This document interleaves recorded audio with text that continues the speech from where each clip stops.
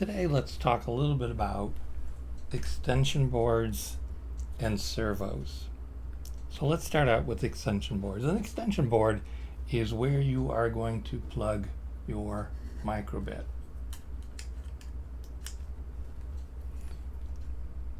And it's going to give you places where you can connect wires to them.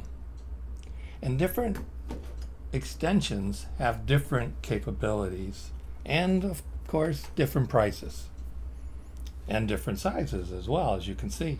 Now, there are some boards, and I've got a selection of them here, that just offer you access to your pins.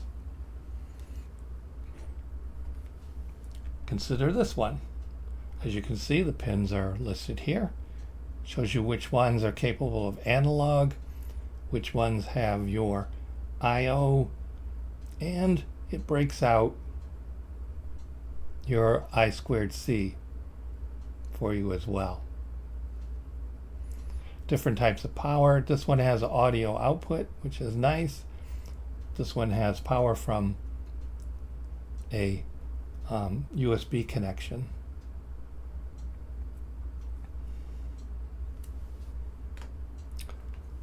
Another one, this one has a buzzer. You can switch on and off the buzzer. It has, over here you can see it has 3 I2C ports, one of which is 5 volts. The other are 3.3 volts. And you'll see that a lot, different voltages that's available. And you can see here it has all the pins available that you can get to. So now these are all like that. They all have the pins. They make it possible for pins, with the exception of this one. This one has 4 servos, and it has a lot of your pins. This one I like quite a bit because it has everything you need. It's got your DC motors, 2 of them. It's got 4 servos. It's got a whole lot. You can switch from 3.3 volts over to 5 volts in the different blocks. It's actually pretty nice. It's got a barrel jack for power input, on-off switch, which is also nice to have. All right. In this class that I'm putting together, we're going to need to do 8 servos for the final project, which is a 4-legged dog. So something like this does not have enough servos. And these right here that have just pins, they don't have enough servos either. But the good news is you can get a board like this, cat hair, sorry, a board like this that takes I2C input along these pins, and it has 16, look at that, 16 servos that you can operate. And it has input with this power block here. Now, this is going to be a lot more complex in terms of wiring it in for your students, simply because, well, they've got to wire this, they've got to wire power to it. If it's 5 volts, which is what you want for the servos, we'll get to that. That might be a different, you might have to split off that power to get it back to the board and its pins. That could all be a problem. Now there is one board, this one.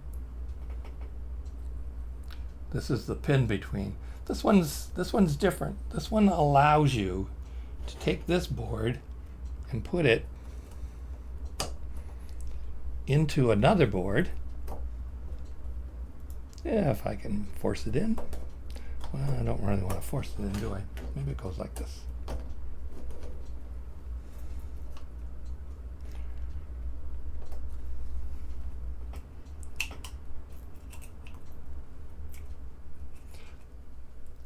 It's things like this that rehearsal avoids. And then this goes in here. And this gives you all the pins, access to all the pins, plus it gives you a board. So this is kind of a special thing in that you could use something like this and use something simple like that and get all the pins and have your servos too. I'm not going to be using DC motors in this curriculum, so that's a good thing. So we need at least 8. So the ones that don't have any servos, I'm just going to move these over. Now here's one. It has a battery. Comes with it. You can put a battery in, and it has 8 servos. It has some pins, a selection of pins to connect to, and this should probably work just fine. It also has I²C output. I think that's what that is.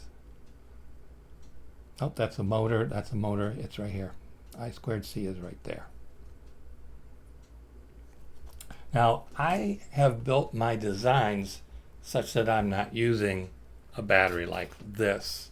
I'm actually using a battery pack of 4 AAA batteries. So I won't be using ones that include the battery like this one. This one, I really wanted to like this board. It's small, it has a battery, it's great, except that when I use the voltmeter to check the voltage output on this, it actually created a puff of smoke. And then it started to get really hot. The board started to get really hot to the touch. So this is broken. This is broken now because I tried to figure out if this voltage was going to be 3.7 or 5 volts because it doesn't matter. So not going to use that one. So mostly I'm using, well, I got an extra board. This one I want to eliminate as well. Now this has the PCA 9685 chip in it. Now the PCA 9685 chip is what comes in this board. But this board doesn't take a microbit. You have to wire it up to something that and then connect it to this board. But basically the PCA 9685 is a chip that will run 16 different servos. So what you'll see is a lot of these extension boards will have a PCA, this one, PCA 9685 chip, but it will give you access to like 8 servos. Here's your 8 servos right here. Because 8 servos takes a lot of power. So that's why you're only going to get 8. Plus, they take up a lot of space on your board to put all 16 on there. And 8 is a lot of servos. And this has a selection of pins. It's got 2, count them, 2 I²C outputs. Now, I²C, I don't think I've mentioned this, is how it stands for integrated circuit bus. Well, and it's a serial bus. And it allows you to connect up things like this chip right here. Takes I²C input and turns it into 16 different servos. Let's see here. Oh yes, this chip, which is a distance sensor, takes I²C. So I²C is going to be important to us. Now I like this board. This is a microbit driver expansion board version 2, it says right there, from DF Robot. And I've put the prescale on here. Now we're going to have to talk about calibrating these boards that have that particular chip and how to do that. And I think that's going to be a separate video. This is going to be a long video already as it is. I like these. I have a lot of these. And I use these in a lot of the robots, the way they're designed. Now, this is a different choice. This is centered around servos. So it's got 16 servos. So they're using full capacity use of that PCA 9685 chip, which, let's see, we're going to go into hyper macro mode. Hyper macro mode. Let's see if we can focus that. And that's that chip right there. PCA 9685 right there. That's the chip that runs all 16 of these servos. We're going to use 8. I'm thinking about more projects, but I don't think I want to go above 8 servos. And this particular one comes from WaveShare. I'm going to need my macro, not quite as macro. WaveShare servo driver for microbit. And you'll notice I have the number on there. That is the calibration number. Now this one is very similar, but as you can see, instead of having a place, all these soldering points and pins, it has places where you can clip. You can use alligator clips.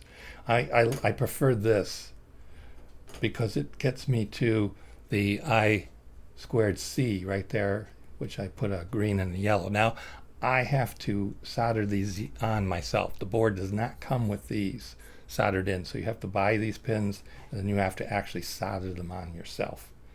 But I'm using this for the robot dog because it's skinny, nice and small. And other projects I'll be using this one. Now this does have DC motors, but I don't generally use that. And it does have this nice on-off switch, which I like. This does not.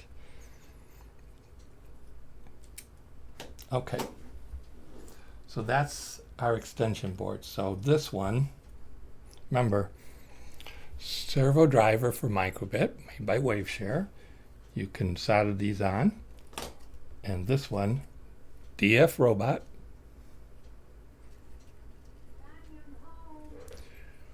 Microbit driver expansion board version 2. And these are both available for about $13 each. Okay, so I'm going to end the video here, and we'll come back and talk about servos and some of the other components next time in part 3. Okay, thanks for watching.